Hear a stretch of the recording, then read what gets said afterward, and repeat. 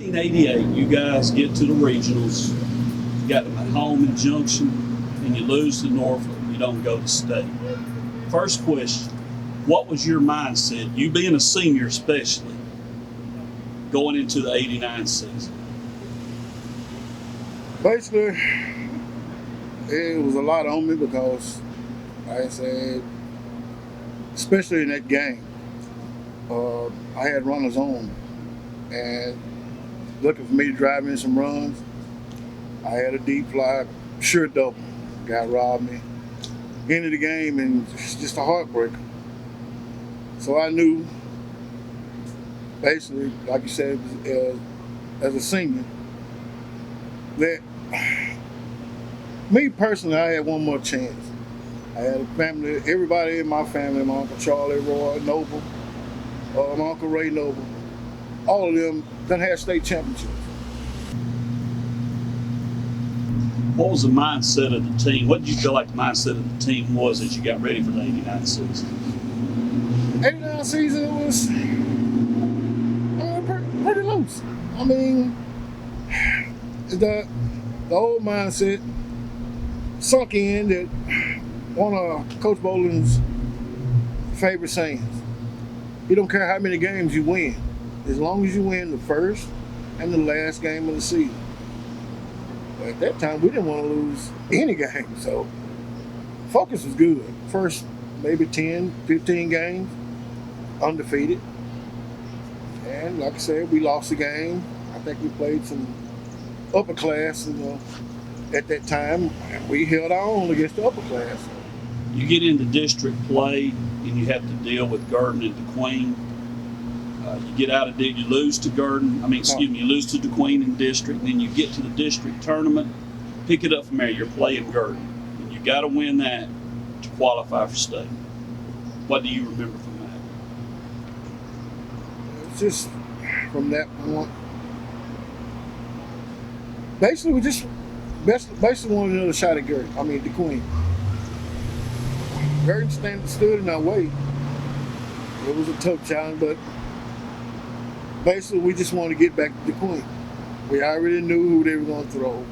At that time, we had problems with left-handers because we didn't see many left-handers. DeQueen had a good one. So basically we win the game at Garden. We faced DeQueen again. And once again, they beat us. But we knew if we beat DeQueen, we had a chance to go to state tournament. So we was, feeling pretty good. Okay, you get to the semifinals of district. You go extra innings with Garden. You beat them. That qualifies you for state. Right. You get another shot at DeQueen. They can run y'all. For you, you're a senior. This is your last state tournament. What was your mindset going into that final state tournament? Pretty much just like you said, it's my last shot at a state championship. I remember the first day we got to Conway, we got in the hotel room, Coach Hooks and Coach Gilmore, they grabbed all the seniors, brought them in the room, and we just had a talk about what we expected, what they wanted out of us at that time. But we all came together and basically decided that one, we had to do it for Coach Boland. And the second, we had to give Coach Hooks his first championship. The mantle had been passed to him. And so we felt obligated that this is something that we had to do. From that meeting, the time we walked out on that field, it's like it's nothing new. We've been here before. We just got a job to do. Go ahead, take care of business, and just play dragon ball. We ended up getting a bit of good news after that first game. we found out that the Queen had lost their first round game. We were sky high. We knew from that point couldn't nobody beat us. As long as we were hitting, Glover pitching like he's pitching, everybody's hitting top to bottom, defense is solid. We knew. It was just nobody could face it at the time. I mean, it was just a calm, level-headed attitude, knowing that business needed to be taken care of, and that's what we went done. For you, there was a little bit more here. You were part of Bowling's final class, you could say, in '86 as a freshman. You had two uncles that their names kind of bannered about Dragon baseball history. So, what did it mean to you, JJ, to win that state title in '89? For you personally, what did it mean? A dream come true. I mean, I still get a little teared up about it now. Thinking about it. Like I say, both my uncles, my grandfather, basically, he wanted me to play for Bowling. I never knew Coach Bowling, actually, until I was basically about 13 years old. And he just walked up to me and he looked at me like, you play baseball? I'm like, yes, sir. He looked at me. And he just said, okay. And that was all he said to me. Then I had one of the guys walk up to me and ask me to play, come try for the baseball team. I'm like, no, not really. But I got to thinking about it, like I said, my uncle. Both my uncles and my grandfather was a coach, and I'm like, yeah. I said, I might at least give it a shot. But when I stepped out on that baseball field and I saw Coach Bowling, man, it's like nothing you can imagine. I mean, a living legend that you get a chance to play for Coach Bowling. I mean, that's just a highlight in itself. I mean, all the accomplishments, everything he's done, not only as a coach, but as a man, teaching young kids to be me. I mean, it's nothing like it. I mean, I love the man just like a father. And that day,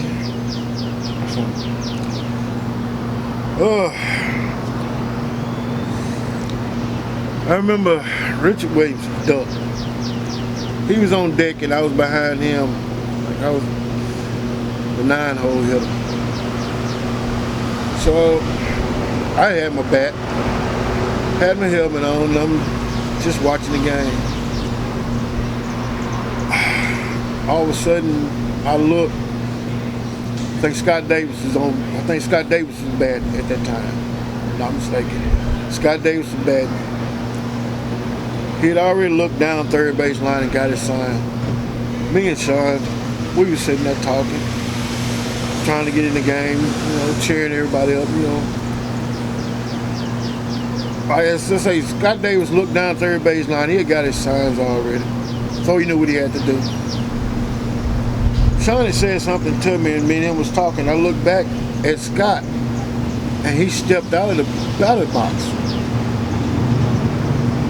and he just looked down third base line and just took off running.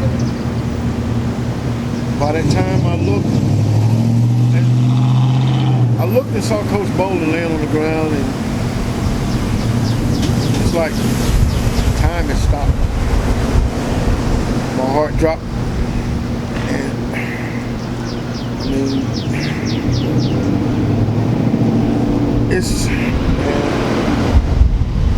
that's something hard on a 16-year-old kid at that time to actually experience something like that. Sometimes, just talking about it, I can think of it like it was just like yesterday. I mean, it's actually hard to talk about it. But just the idea of just playing for that man is just playing for him.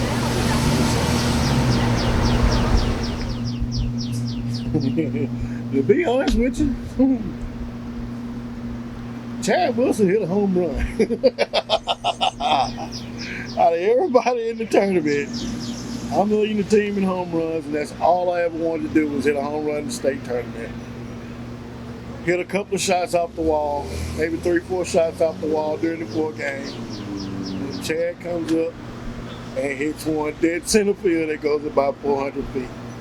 First home run probably in his whole career. So everybody jumping up and down, running out there to give him, and jumping just a pound on him as he gets the home plate. And I'm still sitting in the dugout. And I told him, I'm mad at you for hitting that home run. But we loved each other. Hey, man, that was a good feeling. That was a good feeling. I mean, from the first inning on, the way we was hitting, we knew it wasn't gonna be long. Chad hits the home run, comes back, we get the triple play, ball game. I mean, I actually wanted the game to go a little bit longer, but and still, the championship was ours. The one thing that me personally been striving for 4 years. I know being short, 4 years we've been wanting that, and we finally got it. We did it for Coach Bowling. We did it for Coach Hooks. We did it as a team. I mean, those guys will always be my brothers. Always. Always. No doubt about it. When somebody comes up to you and goes, hey man, you play baseball at Junction City and didn't y'all win state? Yeah, we won in '89. What do you think of when they ask you that? What's the first thing that comes to your mind? Basically Kansas City. I mean, just that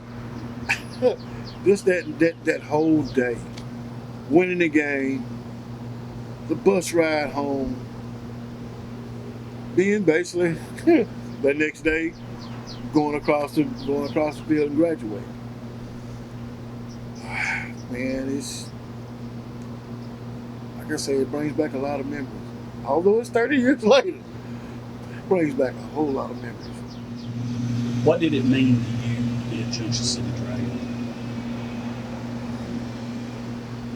Man, I didn't know nothing else.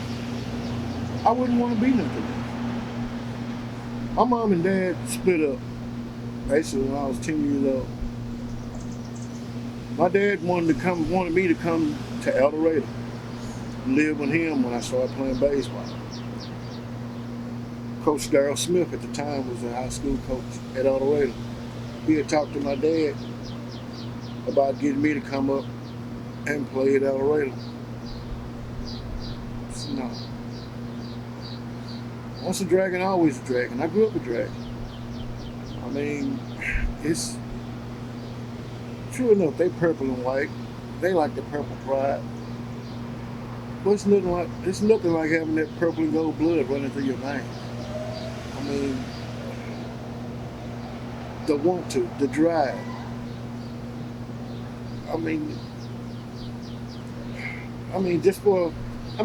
you want the coaches and the people at Junction push you to be the best you could be. And I can't see no other way. I wouldn't go nowhere. I wouldn't. I've had a son that go to El Dorado, but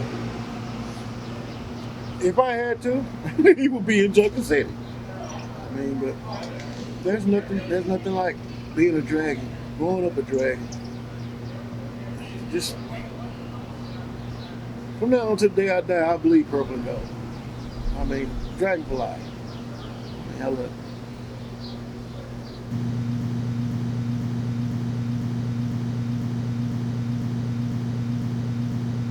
I'm JJ Hill, third baseman for the 1989 Junction City State Champion Dragons.